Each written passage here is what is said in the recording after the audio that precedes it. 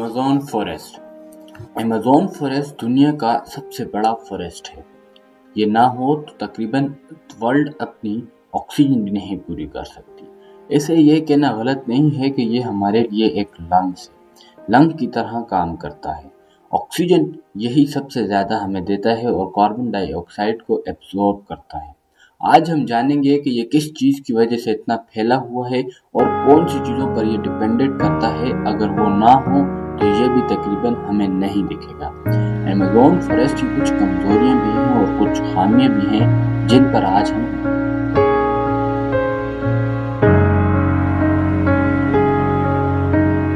कितना बड़ा है, आखिर इसके अंदर कितनी कंट्रीज हैं।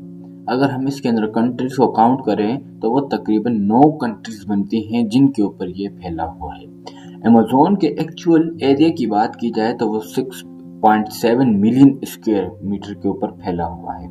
ये इतना बड़ा है कि इसके अंदर एक नहीं बल्कि 1.5 सब कॉन्टिनेंट भी आ सकते हैं। ये इतना बड़ा है। ये अपने अंदर बहुत से राज छुपा कर बैठा हुआ है और वही राज जो आज तक दुनिया नहीं जान पाई, वहीं के इंडिजियस पीपल जानते हैं कि क्या हमारे अंदर कौन से राज हैं कि हम दुनिया को नहीं बता सकते। ये 9 कंट्रीज के ऊपर फैला हुआ दुनिया का सबसे बड़ा अमेज़न फॉरेस्ट है। Brazil, Peru, Colombia, Venezuela, Ecuador और बोलिविया जैसी कंट्रीज के ऊपर ये फैला हुआ है। ये भी अपने आप में बहुत बड़ा चैलेंज है कि उन्होंने इस फॉरेस्ट को संभाला हुआ है। दुनिया की नजरें इसके ऊपर इसीलिए हैं क्योंकि ये हमारे लिए लंग जैसा काम करता है।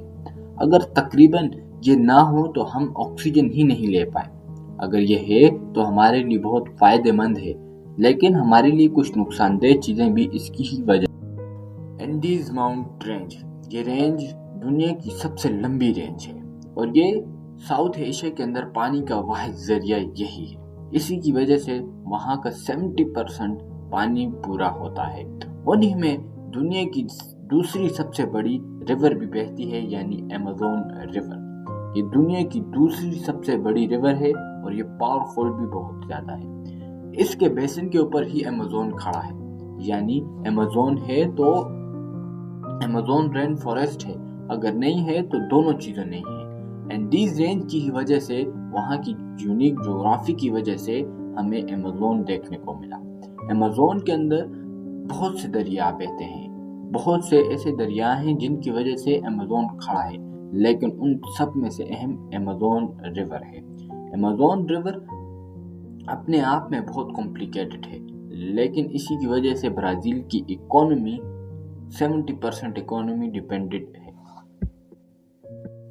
अगर हम एंडीज माउंटेन रेंज की लंबाई की बात करें तो ये 7,000 किलोमीटर बनती है, यानी अमेरिका के एक साहिल से लेकर जाएं तो दूसरे साहिल तक ये जा सकती है। ये इतनी लंबी है।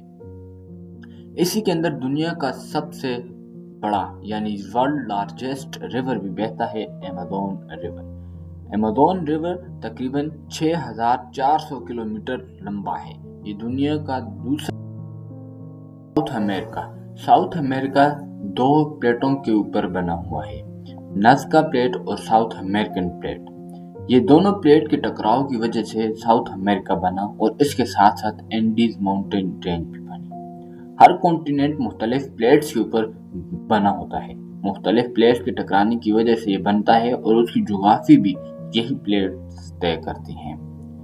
यही 2 प्लेट हैं जिनकी वजह से अमेज़न खड़ा है। अमेज़न इन्हीं 2 प्लेट की वजह से बना था और यही इसकी तकदीर लिख रही है मुसलसल। अगर ये प्लेट्स जुदा होती हैं यानी डिवाइड हो जाती हैं तो तकरीबन अमेज़न फॉरेस्ट खत्म हो जाएगा, क्योंकि मैंने आपको बताया पहले भी कि अमेज़न रिवर बेसिन के ऊपर अमेज़न रेन फॉरेस्ट खड़ा है। अगर ये रिवर ही नहीं रहा तो ये दरिया फिर किस तरह ये फॉरेस्ट अपनी जरूरियात को। ये जानकर हैरानी होगी कि अमेज़न के अंदर 360 बिलियन से भी ज्यादा ट्रीज पाए जाते हैं और ये सब 16,000 किस्म के ट्रीज हैं अमेज़न के अंदर। ये दुनिया का वाहिद ऐसा जंगल है जिसके अंदर इतनी ज्यादा ट्रीज की स्पीशीज पाई जाती हैं। اس کے بعد سب سے زیادہ اس کے اندر جو پائے جانے والا درخت ہے وہ ہے برازیلین نٹ ٹری۔ یہ وہی ٹری ہے جس کی مدد سے برازیل اپنی اکانومی کو بھی سٹیبل کرتا ہے۔ اس کے اندر نٹ ٹری بہت عام ہے۔ اب ہم بات کریں گے کہ یہ ٹریز کس طرح اپنی خوراک کو پورا کرتے ہیں۔ سب سے پہلی خوراک پانی یہ ایمیزون ریور سے ہی اور ارد گرد کے دریاؤں سے لیتے ہیں، جبکہ نائٹروجن سب سے امپورٹنٹ جو مالیکیول ہوتا ہے یہ زمین کے اندر پایا جاتا ہے۔ کچھ تھیوریز کے مطابق یہ جو اپنے منرلز حاصل کرتے ہیں سہارا ڈیزرٹ سے کرتے ہیں، اور ایک تھیوری کے مطابق یہ ٹریز اپنی خوراک دوسری طرح جب یہ اپنے پتے زمین پر گراتے ہیں تو ان سے جو نائٹروجن ریلیز ہوتی ہے وہ ڈائریکٹ زمین کے اندر جاتی ہے، جس کی وجہ سے ان کو اپنی خوراک پوری ہوتی ہے۔ آپ جب بھی کسی جنگل کے اندر جائیں تو وہاں پر آپ کو دیکھنے کو ملے گا کہ زمین کے اوپر بہت زیادہ پتے گرے ہوتے ہیں۔ یہ وہی پتے ہوتے ہیں جو کاربن ڈائی آکسائڈ اور بہت سی چیزوں میں کنورٹ ہو جاتے ہیں، جن میں سے ایک نائٹروجن بھی ہے۔ کہنا غلط نہیں ہے کہ سہارا کی وجہ سے ایمیزون کھڑا ہے۔ ایک طرف سہارا اور دوسری طرف ایمیزون، ان دونوں میں بہت زیادہ ڈسٹنس ہے، بہت ہی زیادہ۔ ایک سمندر کے دوسرے پار ایمیزون ہے اور دوسری طرف سہارا ڈیزرٹ ہے۔ اس کے اوپر بھی علیحدہ ہم ویڈیو بنائیں گے کہ سہارا ڈیزرٹ کس طرح بنا اور یہ کیوں بہت زیادہ ضروری ہے ایمیزون کے لیے۔ آج کی ویڈیو ہم یہیں پر ختم کریں۔